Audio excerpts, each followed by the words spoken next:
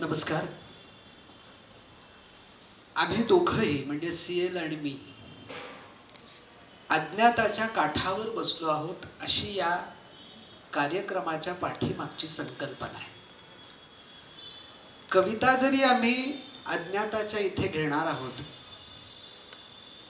आणि आपण सारेजण कवी अज्ञात म्हटलं की कोण असा जेव्हा प्रश्न पुस्तक छपाई होण्यापूर्वी विचारला जायचा तोपर्यंत ठीक होतं, पण एकदा अज्ञात या नावानं पुस्तक प्रकाशित झालं तेव्हा अनेकांना कळलं की हे अज्ञात म्हणजे दुसरे तिसरे कुणी नसून नाशिकचेच हे धवल केशधारी असे सीएल कुलकर्णी आहेत. पण आज मात्र या कार्यक्रमाचं शीर्षक ठरवताना अज्ञाताच्या काठावर असं म्हणण्याचं कारण इतकंच की आपण जे इथे 3 खंड पाहता आहात या 3 खंडांमधल्या निवडक 15 कविता आम्ही इथे घेतल्या आहेत आणि साधारणतः तास ते सव्वा तास मी माझ्या परीनं ती कविता समजून घेण्याचा प्रयत्न करीन आणि ती कविता तुमच्या समोर सीएल कुलकर्णी प्रस्तुत करतील. सीएल कुलकर्णी प्रस्तुत करतील असं म्हणण्याचं कारण असं की ते कायम बोलताना असं म्हणतात की आज जेव्हा मी त्या कविता वाचतो त्यावेळी त्या मी सीएल कुलकर्णी म्हणून वाचतो, कारण त्या सीएल कुलकर्णींनी लिहिलेल्या नाहीत, त्या कवी अज्ञात यांनी लिहिलेल्या कविता आहेत. आता तुम्ही म्हणाल की हा शब्द छल आहे का, तर नाही. याचं कारण असं की कविता येते कुठून, गाणं येतं कुठून, चित्र येतं कुठून, शिल्प साकारतं कसं, हे जे सगळे कलेबाबतचे प्रश्न आहेत त्या प्रश्नांना घेऊन आपण ज्यावेळी त्या कलेपर्यंत जातो, म्हणजे गायक मैफलीला बसला की त्याला शिकवलेला राग हा त्याच्या समोर असतोच, पण तरी सुद्धा तो तिथं गायला बसला की त्याला जे सुचतं ते सुचणं ही ती मैफल श्रेष्ठ आणि सुंदर करत जातं. चित्रकाराचं पण कदाचित असंच असू शकेल. त्याच्या मनामध्ये काही एक विषय उमलतो आणि तो कॅनव्हासवर उतरवावा यासाठी रंगरेषांच्या सहाय्यानं तो ज्यावेळी त्या कॅनव्हासकडे जातो त्यावेळी त्या क्षणाला त्याच्या मनाला जे वाटतं, जे सुचतं ते सुचणं आणि त्याच्या आधी मनात त्यानं काही ठरवलेलं हे दोन्ही मिळून काहीतरी नवं निर्माण होत असतं. जे आधी ठरवलेलं असतं तेच उतरतं असं घडत नाही आणि म्हणून ते चित्र अधिकाधिक सुंदरतेकडे जातं.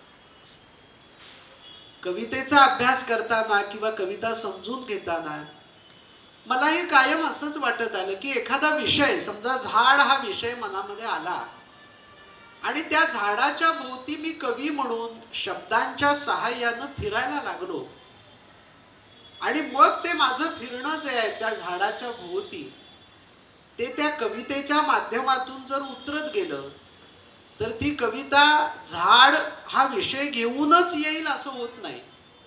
ते झाड मला दिसलेलं असतं, ते झाड समोर ज्याला आपण झाड म्हणतो रूढार्थानं तसंही असतं, पण ते ज्यावेळी तिसरा कोणीतरी वाचतो त्यावेळी ते झाड तसं नसतंच, ते आणखीच काहीतरी वेगळं त्याला दिसतं. असं घडतं म्हणून ती कला श्रेष्ठत्वाच्या दिशेनं जाते का माहिती नाही, कारण हे सगळे प्रश्न प्रत्येक पिढीमध्ये जो जो कलावंत निर्माण होतो त्याला पडतात. तो त्याच्या पद्धतीनं ते सोडवण्याचा प्रयत्न करतो, त्याचा उलगडा एका सीमेपर्यंतच त्याला होतो आणि अनेकांपैकी एखादा, लाखांपैकी एखादा असा असतो की ज्याला ते पलीकडचं ज्याला म्हणतात ते दिसतं. रवींद्रनाथांची फार सुंदर एक ओळ आहे. ते असं म्हणतात की दाडियो आछो तुम्ही अमार गाणे रोपारे. मला माहितीये तू पलीकडे उभा आहेस अज्ञात, मला माहितीये तू पलीकडे उभा आहेस आणि मधून ही एक नदी वाहते आहे. ही नदी पोहून मला तुझ्याकडे यायचं आहे आणि ते पलीकडे येणं आणि ही नदी पोहून जाणं म्हणजे माझं कविता लिहिणं आहे. तर हे असं कविता लिहिणं म्हणजे काय असतं, असा ज्यावेळी रवींद्रनाथांचं वाचताना आत्ता आपण विचार करतो त्यावेळी आपल्या परीनं ते आपल्याला समजतं. रवींद्रनाथांना जे म्हणायचं असतं ते फारच वेगळं असतं काहीतरी. असं सगळं मनाशी घेऊन, असं सगळं हाताशी घेऊन, त्वचेला झुगारून मेंदूत येतो मनी दाटलेला सुखाचा दुवा, जसे भग्न झाल्या जुन्या देऊळाला निघाले कुणी घेऊन या दिवा. असा दिवा घेऊन जाणारा कुणीतरी अज्ञात असतो आणि म्हणून ती जी गावाबाहेरची भग्न शिवालय असतात ती उजळत असतात. नाहीतर मग गावात जे संगमरवरी चकचकीत सुंदर डोळ्यांना आल्हाद देणारी मंदिरं असतात तिथं पगारी पुजारी नेमलेले असतात. ते सगळं घडत असतं. पण जो दिवा घेऊन तिथं जातो, ज्याला नाव नाही, ज्याला ओळख नाही, पण जो दिवा घेऊन जाण्याचं आणि लावण्याचं काम करतो, तोच हळूहळू हळूहळू हळूहळू श्रेष्ठत्वाच्या दिशेनं जात राहतो. कवीचंही असंच असतं असं मला वाटतं, की तो ज्यावेळी दिवा घेऊन बसतो त्याच्या प्रकाशात काही त्याला शब्द सुचायला लागतात आणि काकूंसारख्या रसिक जर समोर असतील तर मग आणखी वेगळं काहीतरी सुचायला लागतं. तिकडे उठलेली हास्याची लकेर मला इथून जाणवते आहे. त्यामुळे हे सगळं ज्यावेळी घडत असतं त्यावेळी जो अज्ञाताचा प्रवास असतो, तो अज्ञाताचा जो प्रवास आहे, त्या प्रवास पाहताना, तो प्रवास समजून घेताना मला प्रश्न पडतो, शब्दच का? शब्दच का? शब्दच का? नाही माहिती विचार हे. शब्दच का? नाही माहिती विचार ही येती पटलावर कुठून असे, हा प्रवास अज्ञाताचा. शब्दच का? नाही माहिती विचार ही येती पटलावर कुठून असे, हा प्रवास अज्ञाताचा. मी वाट सरू, मी वाट सरू, खेळणे कुणाचे जाणत नाही. मी कुणाच्या हातचं खेळणं आहे मला माहित नाही. मी वाट सरू, खेळणे कुणाचे जाणत नाही. रेखतो रेष येणारी, रेखतो रेष येणारी, आकार शोधतो अर्थ तोच त्याचा. घालतो हात काळजास कधी, घालतो हात काळजास कधी, आकाश पिंजतो. घालतो हात काळजास कधी, आकाश पिंजतो. नकळत कशास सारे, हृदयात कुणाची वाट पाहतो एकेरी. एकतर्फी आहे.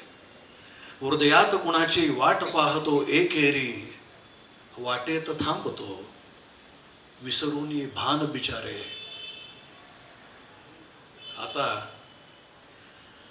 आता तुम्हीच शोधावे त्यातील, आता तुम्हीच शोधावे त्यातील तुमच्या परसातील वारे.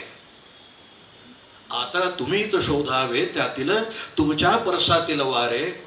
हे उधाणलेले जिरून उरलेले वादळ, अवशेष उराचे गडगडणारे मेघ बरसणारे. अशी ही कविता आहे, अशा विचार आहे, असे शब्द आहेत. आकाश हे शब्दाचं तत्व कोणतं असं म्हटलं जातं, असा शोध घेतला जातो. तेव्हा आकाश, आकाशाचं तत्व शब्द आहे असं म्हटलं जातं.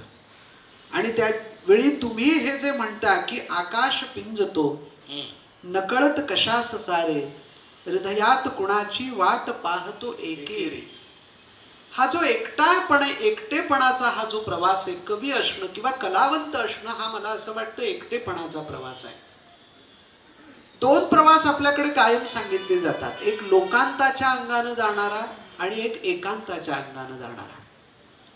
दोघांचीही जी ठिकाणं आहेत पोहोचण्याची ती एकच आहेत, पण शेवटी एकांताच्या वाटेनं जो जातो तो वेगळा प्रवासी ठरतो आणि जो लोकांताच्या वाटेनं जातो तो वेगळा प्रवासी ठरतो. हे थोडंसं गणित घेऊन आपण ज्यावेळी संत साहित्याकडे जातो त्यावेळी आपल्या असं लक्षात येईल की सगळेच संत, मग ते ज्ञानदेवांपासून आमच्या अलीकडे अगदी गाडगेबाबा तुकडोजी महाराजांपर्यंत किंवा इतर प्रदेशातले जे संत आहेत, म्हणजे लल्लेश्वरी असेल, मीराबाई असेल, या सगळ्या संतांच्या प्रवासाकडे ज्यावेळी आपण पाहतो त्यावेळी तिथे अज्ञाताचा रस्ता दिसतोच. आणि सीएल किंवा अज्ञात या कवितेमध्ये जसं म्हणतात की ती एकेरी वाट असते, ती एकेरी वाट या लोकांच्या कवितांमध्ये सुद्धा आपल्याला दिसतेच. पण एका बाजूला त्यांचं एकांतिक असणं आणि दुसऱ्या बाजूला त्यांचं लोकांतिक असणं, या दोन्हींचा समन्वय ज्या कवितेत दिसतो ती आपल्याकडे संत साहित्यातली कविता म्हटली जाते. म्हणजे कसं तर म्हणे तुकाराम बुवांना ज्यावेळी बायकोपासून फार त्रास होत असे की ती बिचारी बिचारी कडकड कडकड कडकड करायची तुकाराम बुवांच्या डोक्याशी. ती बिचारी यासाठी मी म्हणालो की तिला मुलं मोठी करायची असायची आणि या बाबाला आपल्या कविता लिहायच्या असायच्या. रुक्माबाईंनी तर त्यांचं वर्णन करताना असं म्हटलंय, कोण म्हणे तो तुकोबा वाणी याने लिहिली 4-2 गाणी. म्हणजे अशा पद्धतीनं त्यांनी रुक्माबाईंनी म्हणजे विठ्ठलाच्या रुक्मिणीनं त्यांना क्वालिटी काय हा 4-2 गाणी लिहितो आणि या 4-2 गाण्यांसाठी माझ्या नवऱ्यानं म्हणे याला विमान धाडलं.